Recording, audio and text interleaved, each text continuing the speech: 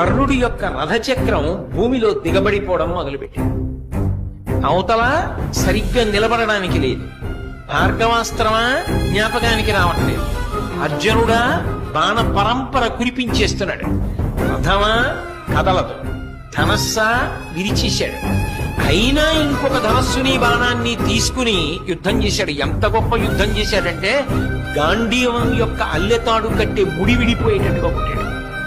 మళ్లీ ముడిని సరి చేసుకుని అర్జునుడు యుద్ధం చేశాడు. అర్జున, నువ్వు రథం మీద ఉన్నావు, నేను భూమి మీద ఉన్నాను. నా రథచక్రం కుంగిపోయింది. నేను ఇప్పుడు బాణములు వెయ్యలేని స్థితిలో ఉన్నాను. అయినా నువ్వు ఆపకుండా బాణప్రయోగం చేస్తున్నావు. కొంతసేపు బాణప్రయోగం ఆపు.